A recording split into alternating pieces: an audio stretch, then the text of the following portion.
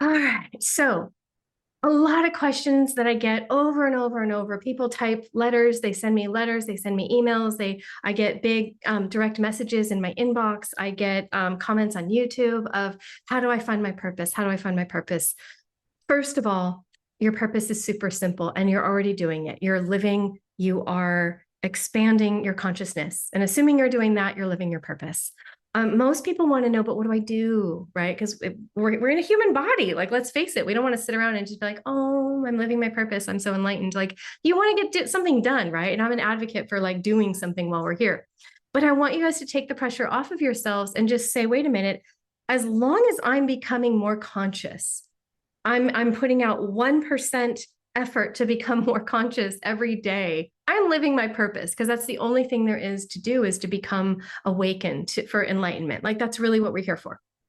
So I want you to take the pressure off if you're one of those people that is feeling lost, because I don't think that, well, I can tell you that lost feeling of like, I don't know what I'm here for isn't going to go away when you start doing something. It might temporarily, and then your soul's going to kick in and go, yeah, we're not here to do, we're here to be, right? So I want to give you the cliff notes. I want to give you the cheat sheet ahead of time and tell you, you're not here to do. You're here to be the greatest, most magnificent, enlightened expression of yourself that you can be. That's what you're here to do. That's the assignment on your soul. Be the greatest expression and the most enlightened expression of you that you can possibly be, and do that every day. And if you can't do it to 100% capacity, take the pressure off. Can you do 1%? Can you do a 0.5% better than yesterday? It's not about making sure that you meditate 5 hours a day. It's about reminding yourself that you're here to remember who you are, to remember as the soul, who am I? And feel it. It's a feeling. When I say, who am I? For me, there's just this spark of joy that pops out of my heart. That's why usually when I say, like, who am I? A little smile comes on my face because my soul's like, hi, I'm here. This is who I am. So when it comes to what is my purpose, that's all. That's all. Like, keep it so simple because you're already perfect as you are. A lot of other people have, and I'll answer more about how to do something later, but next question I get is from people who are older. They're old, they're just older, right? They're not 20 anymore, as I say to a lot. If you've had a one-on-one session with me and if you're in your 40s or 50s, I'm like, you're halfway done, or we're halfway done. We're not 20 anymore. We're not 18 anymore. Like, we're getting close to this halfway mark. Once you start hitting your 40s and 50s, like, it's go time, but it's your prime time. It's actually time to get into action. It's not, you're not too late. You're actually on time. And then I get a lot of questions from people who are in maybe their 70s or 80s, and they're sort of, in the later part of their life. And they're like, I don't know if I've done my soul assignment. And I'm like, yes, you have. Yes, you have. Don't worry about it. The fact that you're asking and stressing about it tells me that the only disconnect, and I'm just going to kind of like channel for you guys right now. I see somebody on who says she's 66. So I just want to channel because I do a lot of, and I'm not channeling, by the way, like a being. I'm actually just channeling. I call it like a fast conversation. I don't call myself a channeler, but it's the human word that you guys understand. For me, it's the causal realm of having very, very fast conversations with guides, like so fast that all the information comes in at once, and then I give it to you in human language. But I call it channeling, but it's actually not. It's just very fast conversations, which has actually clarified for a lot of channelers I know. And they're like, that's what happens to me. I'm not channeling another being. I'm just getting all the information at once. And then it takes, 5 minutes for me to speak that out loud, but I got it all at once. So that's the kind of channeling I do. Okay. So I'm just getting some information to pass on. So I think this is for you if you're between 60 and, beyond 60 and 100, 60 and older. So whatever that is for you. You opened, so don't discount what you did. You opened the path for the kids to be where they are now. And by kids, I mean people younger than you, right? They might be in their 40s or 30s or whatever.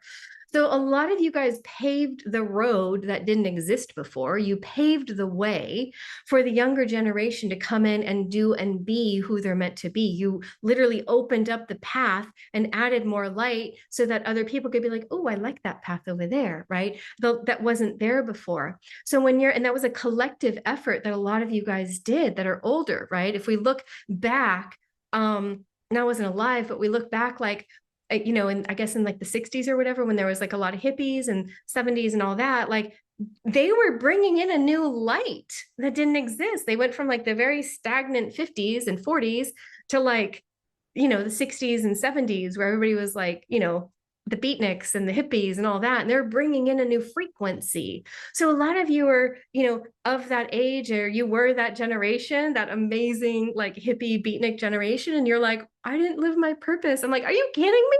You paved the way. Stop. You paved the way for so many others to bring in more light, to bring in their light. So thank you. Instead of I'm confused, I didn't do it, I don't know if I did it, like, can I just stop and say thank you? You did. Thank you so much. How about all these women's rights we have now that we didn't have before, right? Thank you. You all completely changed the world. You changed our country. So thank you. No discounting yourself if you're in your 70s or 80s. You guys did a lot for humanity. Now, when we get older, I think it is time, because our bodies get slower than they were when we're 20, right? I'm not saying that you're slow or that you have to get old and feel old. I'm just saying, like, I mean, I'm not 20 anymore, you know, like 20, I was like invincible. So, you know, I'm just saying it's like as we get older, it feels like a good time to go sometimes inward. And then you have sometimes more time to get into a meditation or a yoga or a Tai Chi or a Qigong practice, something slower, not trying to go run a marathon unless you want to. And you know, more power to you. I've never done it, but that's your thing. Please do. There are plenty of 70 and 80-year-olds out there doing Ironmans. And I think they're like honestly superhuman amazing. So if that's you, you're amazing. So don't discount what you have done by who you have been being in the generation that you guys came in as. That's beautiful. But do start to go inward. Do start to ask the question, okay, who am I though? I know what I've done. I know what my generation has done, but now who am I being? What frequency am I putting out there? Am I putting out a frequency of love, of calm, of peacefulness? Or am I putting out a frequency of, oh, regret, I didn't do enough. Oh no, oh no, oh no. Like, don't do that. Just start putting out a frequency of love. And if you can't do that because you're stressed out or you're feeling lost, find a way to do it. And I'll tell you what, one of the best ways that I love to change my frequency if I'm having a bad day, I'll listen to, like, I do a lot of Audible, and I'll listen to a book on Audible. I was going to say book on tape. I'm going to age myself. I'll listen to a book on Audible. Some of you get me, you're laughing. You're like, yeah, right. And it just shifts my mind. And I'm like, okay, right, now I'm in joy again, right? So a lot of different spiritual self-help Audible things that I'm listening to that just immediately like shift my mind. And I'm like, oh gosh, I feel better. Like I'm remembering who I am now, right? You can come here and listen to my YouTube channel and I'll remind you who you are. Whatever shifts you into that next state of consciousness, of next state of like, all right, I feel joyful. I feel happy. I feel like, yeah, okay, this is good. Like that's your natural state. You know, enlightenment, when we become, you know, when I spent time in samadhi, I was joyful. I was like, I remember this monk walked by and he didn't know what was going on, but he was like, you're so youthful. And I was like, yeah, I am, right? I mean, I was in my 20s, but I mean, it just, I radiated joy and fun and lightheartedness. It's not so serious, you know, you don't want to like mourn your spirituality, like be joyful. So if you're in that later season of life, like be joyful, spread joy, spread love, spread your wisdom. And a lot of you already paved the way and you did it. So I just want to say thank you. Okay. That's a big question I get from a lot of folks. All right. So a lot of 30-year-olds, almost 40, 55, 71, 66. I love it. I mean, you guys have done a lot since you're here. And again, the only thing, as I've said in my book, death is not something to be afraid of. Death is something to be prepared for. How? Enlightenment. Become, and you don't have to reach full samadhi, just become the greatest version of yourself that you can be. And no one else can teach you how to do it. It's you expressing the best version of you. And there's no right or wrong. There's no like, did I do it right? You know, Susie over there is doing it different. And Rosemarie over there is doing it different than me. Just do you though. You can't be, Carrie can't be like Deb, like you guys are going to be different expressions of yourself. Be that to the greatest expression you can. When I think of what is the expression of Mariko, it's fun. It's joyful. I mean, I have seen a lot of dark, y'all. I'm a Scorpio.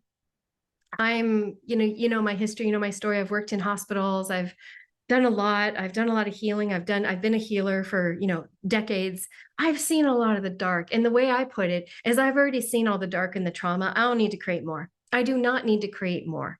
That's not the greatest expression of me, to create more drama and to create more dark and to create more heaviness. The greatest expression of me is like, I know that's there. Let's create more light. Let's create more light. Let's brighten up. Let's open the curtains on this world. Let's brighten this place up. Turn on all the lights, right? That's the greatest expression of me. Now, the greatest expression of you may be academia. It may be motherhood. It may be creation of something. And that is the absolute greatest expression of you. Don't compare yourself to anybody else, because we're all on our own journey here. We're all on that journey of coming home to who we truly are through our own unique design. So I like to laugh. I like to joke around. I like to tease.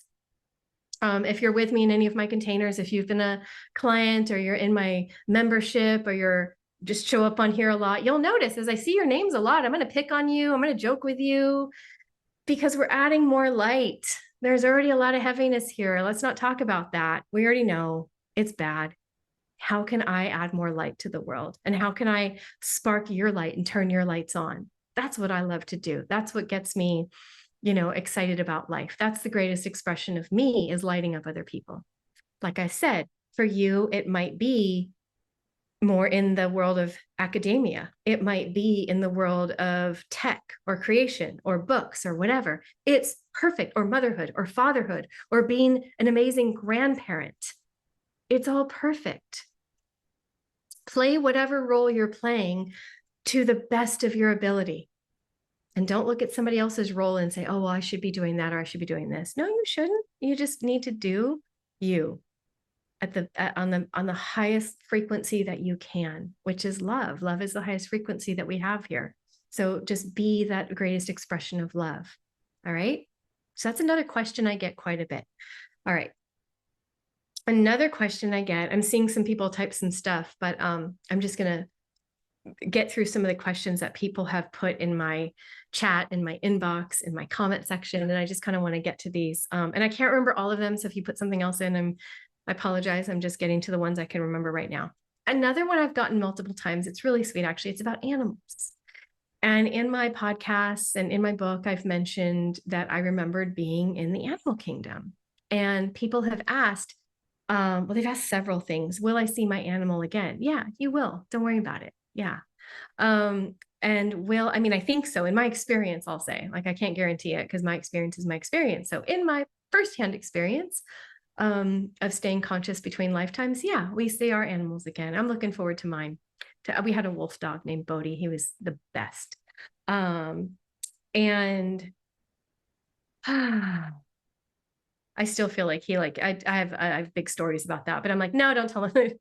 That's for another day. I want to get through some of these questions that people have. So will I see my animal again? Yes. Will I see my loved one again? Yes. Yes, you will. Don't worry. Don't worry it to death. I think we spend so much time in grief and mourning when we lose someone. And I've lost a lot of people. So I'm not speaking out of like coldness or inexperience. I'm saying that we spend a lot of time feeling the heaviness of loss when somebody passes. And then the question we want to ask is like, but how can you celebrate who they are every day as if they're not really gone? They're gone from this realm. We don't see them anymore. But do we have to miss them? Or do we miss being able to pick up the phone and call them? Because I know I feel that. But do I really miss them like they're swept off the planet and into a void? They're gone forever? No, like they're somewhere. They're in a higher realm. And I don't want to hold them back. So I don't miss their essence, but I miss being able to pick up the phone and call. That's the truth, right? So I don't want to be cold. I know some people have lost people and I don't want to speak so lightly about death and loss. But I feel like there's two versions happening simultaneously in our hearts. There's the enlightened part of us that knows they're not gone. And so I don't really miss them because they're still in my heart and they're still here. And then there's the part of, but I can't hug them and I can't call them. And that really sucks, right? And I feel both. So I just want to open that up, open up that for some people that maybe needed to hear that. And I feel like there was some that did. Okay. Another question I get is about linear time. And I've gotten this question several times. Do we incarnate in sequence? Do we go from insect to animal to human, right? That was a question I've gotten. Can we go back? That was actually a question. I don't know if somebody emailed me, but I've gotten a lot. Can we go back? The interesting thing is we experience linear time. So we want to know, can we go back? Can we go forward? But there is no linear time in reality. Ultimate reality is that all timelines are happening right now, which honestly, like I've experienced it and it still blows my mind. Like I'm still like, I say it, I'm like, ow, that hurts. Like, it's a lot to process. All timelines are happening now. So can there be a past, present, and future? In ultimate reality, no. There's no past, present, and future. All timelines are just now. Can you experience it in linear time? Of course you do, because you're human. And do we express it in linear time? Of course we do, because we're human. Now, I have another way that I express things. So for those of you, I don't know if there's anybody on here, maybe Hannah, I've seen some folks. Oh, wow, there's quite a few people here. I can't think of, I'm not seeing anybody that's been with me for years. So I'll just go ahead and share with you. Oh, thank you. Somebody's answering questions about what I'm doing right now. Thank you. And I will go back and read some of these if I have time. Okay. So all timelines are happening now. So the way I expressed it in my book and on podcasts is actually plant kingdom first, which is kind of weird, but I didn't go into details of like expressing what it was to be in a tree form because it's kind of boring, I guess. I mean, not much happens. Like I didn't know how to express that in the book, so I didn't put it in there, but that's actually where it started out. But I could just say it was very quiet and peaceful. Then there was the insect kingdom, and I had more to say about that, and I wrote about that in my book, and I talk about it on podcasts. So buy the book, don't buy the book. If you listen to enough podcasts, you could piece together a lot of my book. I don't hold back.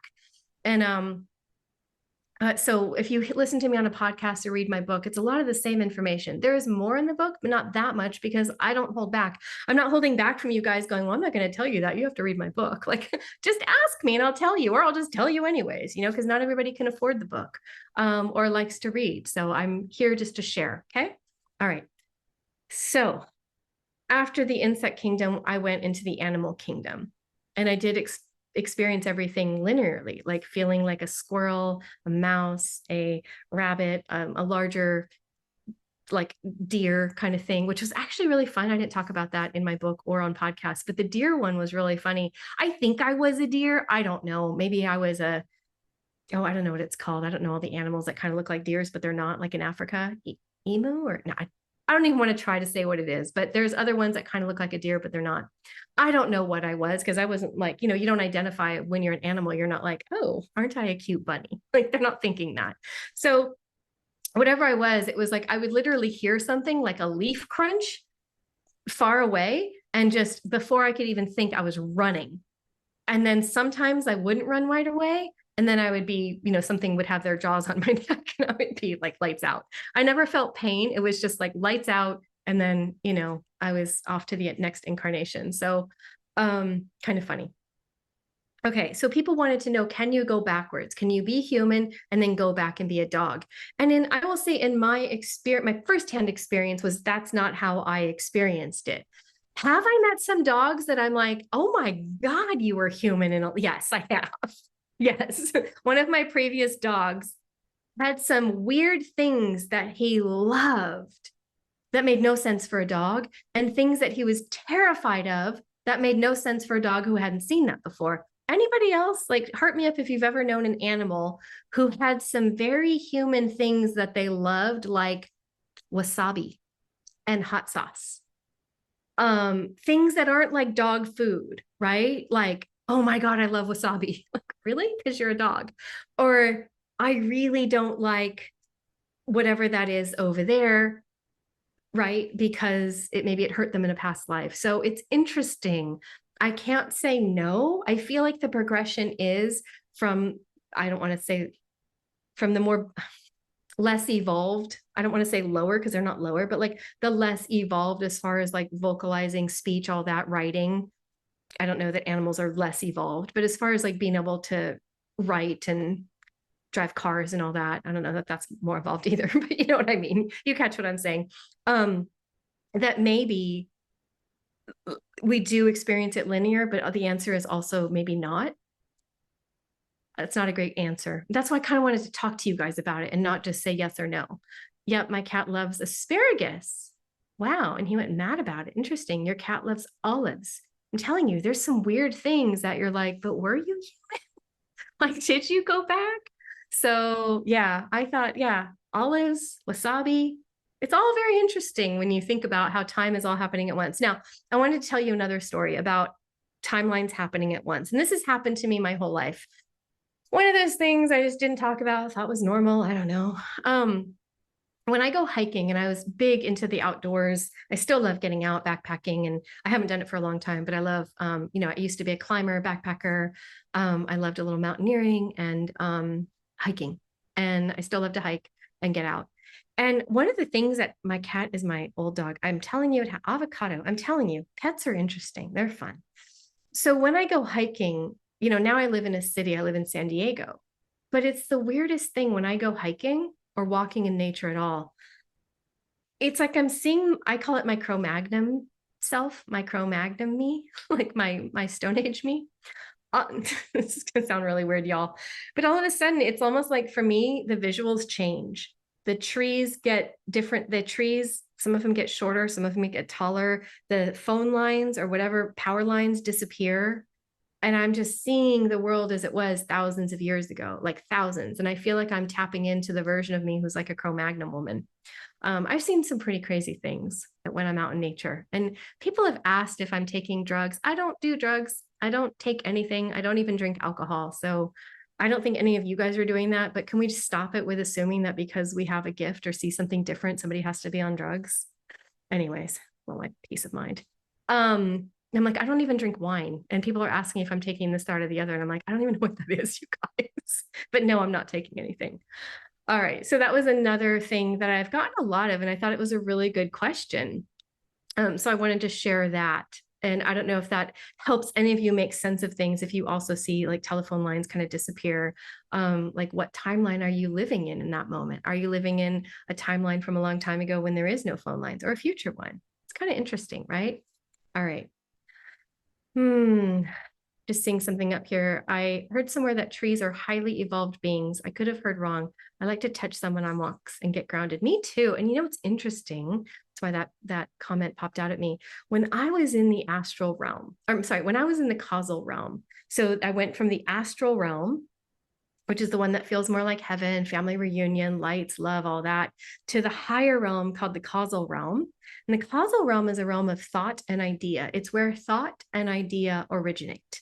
So when you have a thought, where does it come from? Not your mind, it comes from the causal realm. When you have a new idea, it's almost like the way I see it is the causal realm, like an idea floating in the causal realm, and we pull it down and we're like, oh, I'm going to create this, right?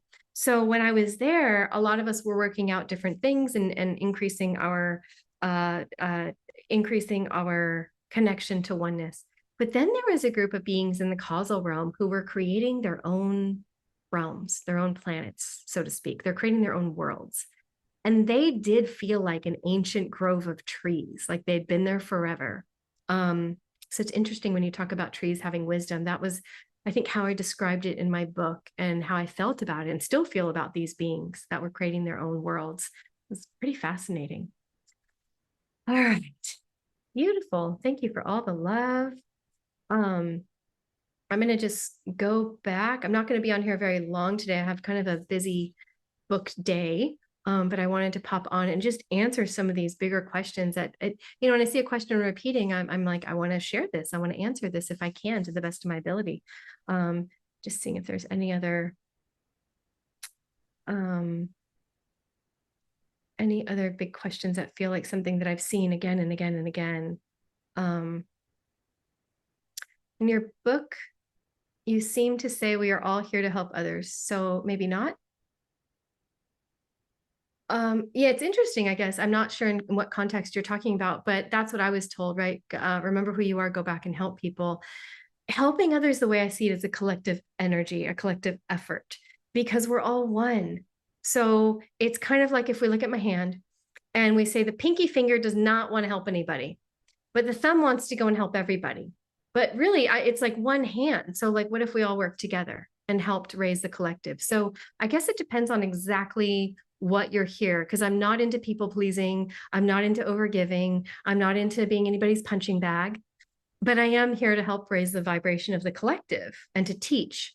So I think it depends on how you're taking that. We are here to help each other because we're all one, but that doesn't mean lay down and let people drive right over you. It doesn't mean be a punching bag. It doesn't mean be a people pleaser and say yes to everything and everyone. How do you want to show up and help people? And are you helping yourself first? Because you've got to serve from your overflow, right? From what's left over, not from the core energy, but the extra. So I hope that clarifies, because we are here to help everybody, but you also want to put yourself first. You don't have to put everybody else first and then just be like drained, every day. And I see a lot of that. I see people who want to help change the world and they want to do good and they're just getting drained and all their light's getting like drained because they put themselves in an environment that's actually toxic. So are they really helping others? Not in that case, I would say like, go help yourself, go fill yourself with light, and anything left over, then others can tap into that and you can share that light. Sound good? All right. Hi, America. Oh, I love that. uh, just seeing if there's any that have, again, been asked, and they're kind of moving on me, so I'm not seeing all of them. Interesting question. Why do some people have hellish NDE? I don't know. I kind of joke that I'm like the least educated person on NDEs. I haven't listened to a ton of stories. And not because I'm not interested, but just for a long time, I couldn't hold the frequency of more energy and I just couldn't. I did talk to somebody who his brother had a bad NDE. It was actually the car salesman. I was buying a car once and this guy started talking to me and his brother had been in a gang and had an NDE. And when he had his near death, he had to experience being shot from all the people that he had killed. And so in his NDE, he was actually, he said in slow motion, like watching the bullet go into him. Like he was shooting the gun and then watching the bullet go into him. Cause we play both parts in the life review. And he had to experience that person, the people he killed, he had to experience them dying. And then he said he felt like he was like disappearing, like going down, and he got really scared. And then he just started to call out to, I think specifically he called out to Jesus. And then he was like, something brought him back and then he was in the hospital. So I don't know. I haven't heard a ton of the hellish ones. I think it would probably freak me out, honestly. I'm kind of a wimp. I don't do a lot of scary movies and listen to a lot of scary stories. So I don't know. I wish I had a better answer for you. I mean, some of the answers I might have, I don't want to offend anybody. But so I'm just going to say, I don't really know. I don't know. Mine was beautiful. I don't know. Oh, this is one I've gotten a lot as well. Hi, Mariko. Thank you for what you do. I've been wanting to ask, where is Jesus in all of this? Have you seen him? Where does he hang out? LOL. I love that. So that is something that happened in between lifetimes. And there's so much to share, on a podcast. And oftentimes the podcasts are only an hour, or sometimes we talk for longer and then it gets edited down. Sometimes I talk for over an hour and some of them get edited down to 20 minutes. So some things, it's not up to me what gets cut off, what part of the interview gets taken out. I just speak and I answer their questions. And they usually, I think, almost never ask me about Jesus. But I will say that when I was in between lifetimes, I saw all of the realms, and the highest realm was oneness consciousness, right? But there was a realm that I called the inconceivable realm. because I felt it being like such like one of the highest realms, aside from just pure oneness consciousness. I felt it as like the highest realm. And it's interesting because I'm still experiencing duality, because in oneness consciousness, there is no one else. So it's not me and bliss. It's not me and love. It's just me and I am love, right? So that's oneness consciousness. That's oneness consciousness when when you're looking and when you're thinking, I am love, not I feel bliss. That's still duality. That's you as the experiencer experiencing the bliss. So there's two of you. When you merge that and you say, I am bliss, I am love, then that's oneness consciousness. Anyways, I experienced this, and I want to be careful because I don't want to offend people or like explain it wrong. And I tend to get people that if I don't say it exactly right, they get upset. So I'm just going to sort of say ahead of time a warning that like I might not express it perfectly the way people want to hear it, but I'm just going to express it the best way that I can. Is that I could feel Jesus and Buddha in this very high realm. And the reason I called it the inconceivable realm is I couldn't have another thought about it. I was like, there they are. Hey. It's like my brain couldn't have another thought. It was such a high realm. I couldn't conceive of anything more around that. And that was the only experience I had, was that it was so high, I couldn't have another thought. I don't know if that's a satisfying question to some people, but I'm going to just, again, I'm not speaking in theory. I'm just telling you my firsthand experience. And maybe your experience was different, but that was what mine was. Okay. All right. Oh, things kind of move. I always feel not of this planet. What does that mean for me? I go through many months and even years I go through so many months and even years not connecting with anyone or any place. I mean, I would say that that's one of the big signs that I put, that I talk about as a sign that you're a higher realm being, is that you don't really fit in here. You don't feel like, yeah, this is home. You're not, even when you're young, like in my early 20s in college, I wasn't like, yeah, spring break, let's go party. Like I was like, I don't understand like, I don't get what everyone's so excited about. I had a lot of those feelings of like, I'm supposed to feel something here. I'm supposed to feel excited about this. And yet this does not light me up. So I feel like there's those of us out there that like, it wasn't the things that everyone's really interested in. We were kind of like, oh, I don't know if I get that. That's not really making me excited. So I think that's, the more I'm talking about higher realm beings, the more I'm opening this world up to people, or helping open this world up, that not everybody's from here, that there are higher realms and lower realms, and those, especially from the higher realms, is who I'm interested in talking to and saying, hey, get to work. What do you want to do? How do you want to express yourself in this realm? Back to the first question. So I'm circling all the way back to, what's my purpose? What do you want to do? Truly, what do you want to do? You can make it up. What do you want to do? What sounds like fun? I always say what sounds like fun, because the soul is joy. The soul is not misery and sadness and grief and working hard. The soul is joy. So whatever you do has to light you up and be kind of fun. What do you want to do to express this greatest version of yourself? What are you called to do? Like, let's just put out that old saying that, I don't know, it's something for coaching and stuff that we've all used, anybody who's a coach here, but like, what if, like, pick what you want to do and imagine you couldn't fail? Like, what would that be? And then go do it. So you want to think about, what is it that I've always kind of wanted to do, but never did? Now, for some people, I've talked to some people and they're like, I just wish I had like a knitting shop. I would just love to do like a knitting shop, or I just wish I could be a stay-at-home parent, or I just wish I could travel and go on this big trip, or I just wish I could fill in the blank. And then other people are like, I really feel like I need to write a book, or I really want to do a podcast, or I really feel like I'm meant to build a business, but they don't know if they can, so they don't, because they don't know ahead of time that it's all going to be okay. Because humans, we like a guarantee that everything's going to be okay. When it comes to living your soul assignment, and I mean, not just the enlightenment part, but I mean, doing something, expressing and creating something the world hasn't seen before through the vibration, the frequency of the highest version of your soul, that tends to be a little more scary, because we don't know what that looks like, because there's not a blueprint out there that says, I'm going to go do like over there. That's what I'm going to do. It's going to look just like that. There is no blueprint. You are the blueprint. So you're carrying this frequency inside and you want to birth it, but you don't have, a blueprint to look at to go, yeah, it's basically going to look like that. Like that doesn't exist. So you're like, I don't know what it's going to look like, if anyone's going to like it, if I'm going to fail, if I'm not going to fail. How do you know you have to do it? It doesn't go away. You're like, I have to do this. So I would recommend, if you have this feeling that you really need to do something, your soul is calling you forward, calling you higher, calling you to create something for this new paradigm that we're in, this new energy, this new frequency.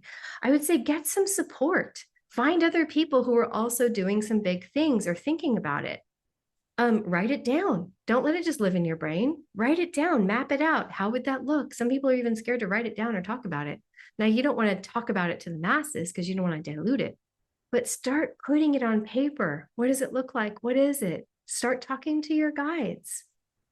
I've talked about how I can just chat with them. We like to chit chat, close my eyes and I'm chatting. But sometimes people, I like to say, just write back and forth, write journal, ask them a question and see what comes back.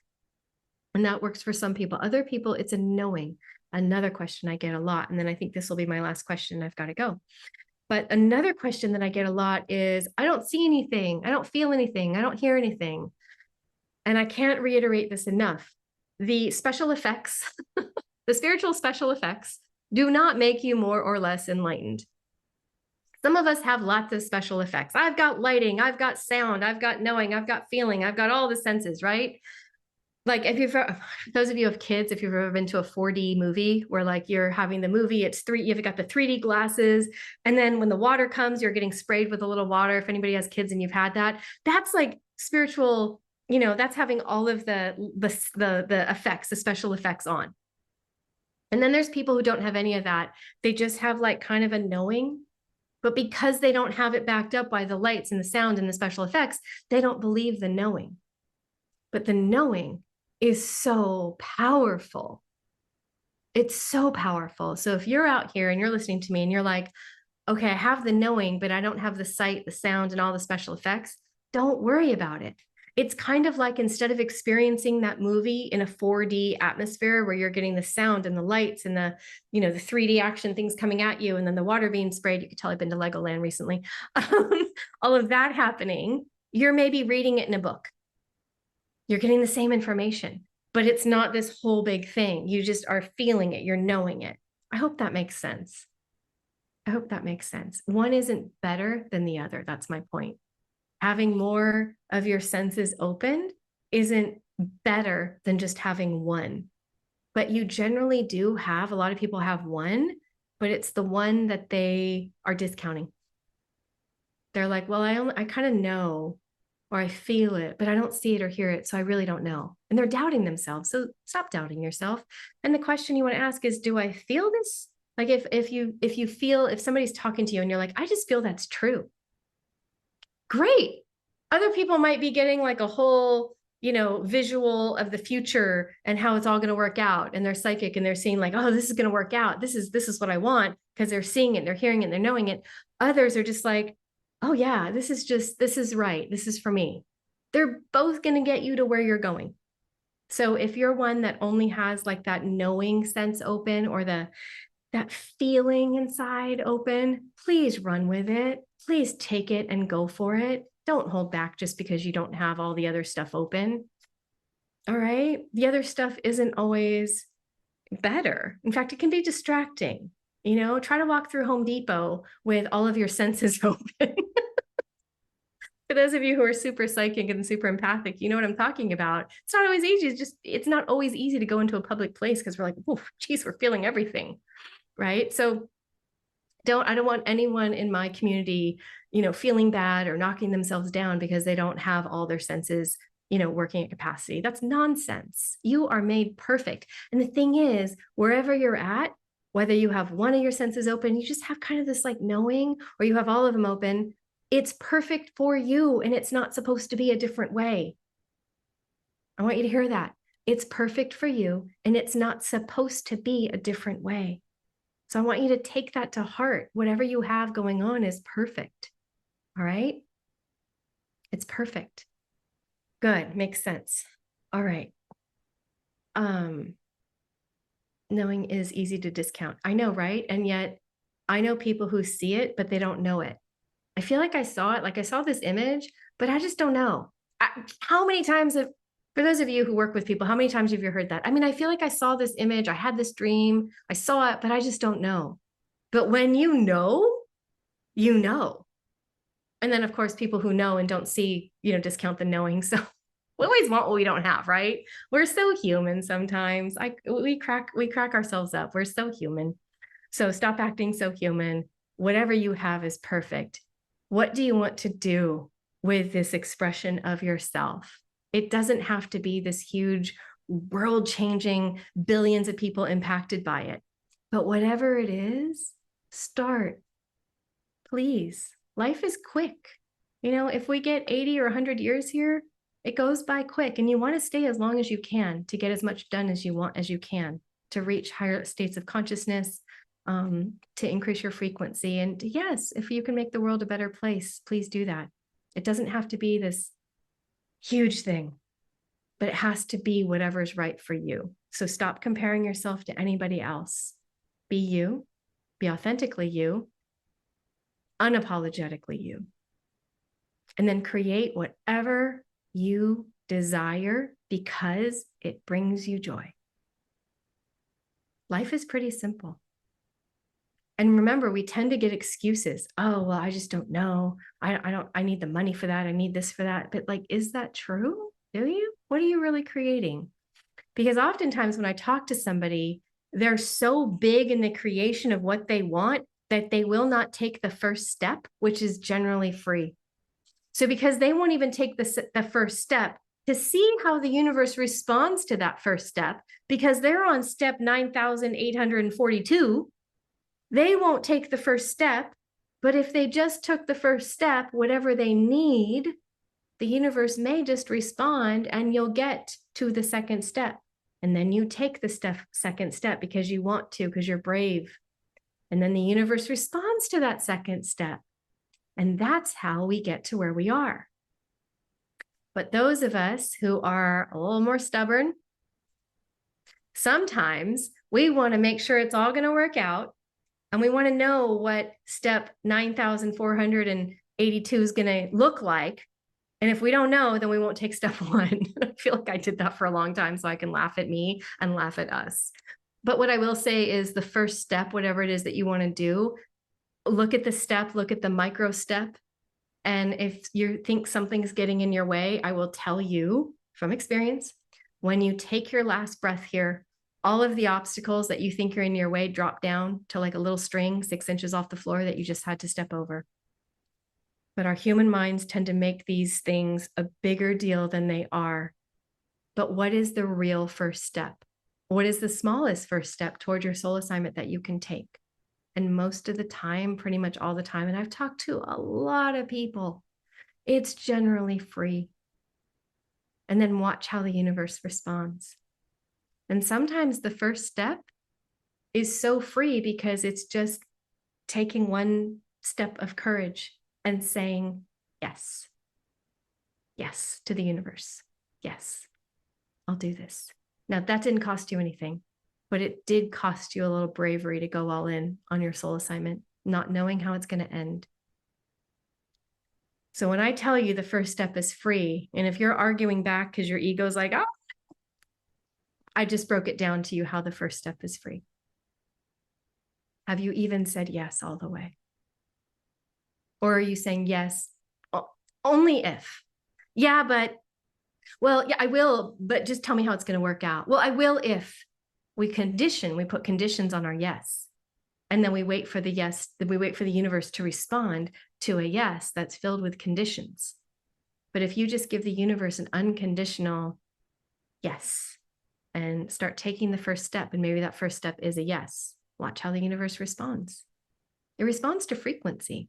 The universe doesn't play by the rules that we have set up as humans. It responds to frequency, and it responds to joy and happiness and love.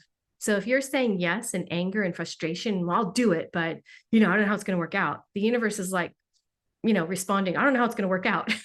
And then both of you, you're like, I don't know how it's going to work out. And the universe is like, yeah, I don't know how it's going to work out. And then you just sit there and do that your whole life instead of you going, yes. Yes, I don't know how it's going to work out. I'm so excited. I'm so nervous, but yes, yes. Okay. Oh, scared, but it's going to be good. It's going to be good, right? And the universe is like, oh my God, it's going to be so good. It's going to be so good. Oh, and then you're doing that with the universe. And then before you know it, things are starting. You have to have excitement, enthusiasm, joy. And then watch how the universe plays with you. It's so much fun, you guys. It's so much fun. Oh my gosh, thank you all for being here. I absolutely love connecting with you here. Thank you, thank you, thank you for being on this journey with me. I hope to be back next Thursday. I'm out of town for a week and I think I'm back on Thursday. So we'll see if I can go live on Thursday. I do hope to. I do try to come live pretty often. So I hope I have answered several of the questions. Those of you who might be on the replay, hopefully I've answered questions because again, I've gotten these questions so many times. I just wanted to come live because I don't want to answer everybody individually. If I could just come here and teach all of you and share all that with all of you. So thank you for spending this hour with me. I loved connecting with you. For those of you who truly want to go a little deeper into your purpose, I have the free Find Your Purpose Astral Therapy. Let me just get you guys the link here for that, so that if you don't have it already, you can go into the higher realms. Oops, I didn't mean to do that. So my work, astral therapy, cut. Okay, I'm cutting and pasting. Me trying to do two things at once is never a good idea. I'm kind of a one thing at a time person. Okay, that's free and it's for you. And my work in the world, if you don't know astral therapy is what I created based on my experience of staying conscious between my lifetimes. So I have the gift of being able to bring you up into the higher realms, the astral realm, where we go after we leave this world, get the answers you need from your guides, your higher self, clear whatever's blocking you from saying yes, and then bring you safely back into your body with a new light within you. So go get the Find Your Purpose astral therapy. It's free and you can watch it anytime you want, get the answers you need from your higher self. And I highly recommend it. People have had life-changing experiences doing that one, and I would love for you to experience it. Astral therapy is my trademark modality. It's my baby. I've been doing it for a while, but I'm more public about it now. So I'm excited for you guys to experience that. So I hope you enjoy it. Thank you for being here with me today. Thank you for all of your comments. Thank you for everybody who's patient with me in the beginning when I'm like, is this on? Tap, tap, tap. Can you hear me? Thank you so much. I will get better at this YouTube thing. I love you all and I will see you next week. And if anything changes, I'll let you know, but I do try to come live every Thursday. So love to you all. Have a beautiful week and for those of you in America, have a beautiful Memorial Day and I'll see you soon. Okay, bye.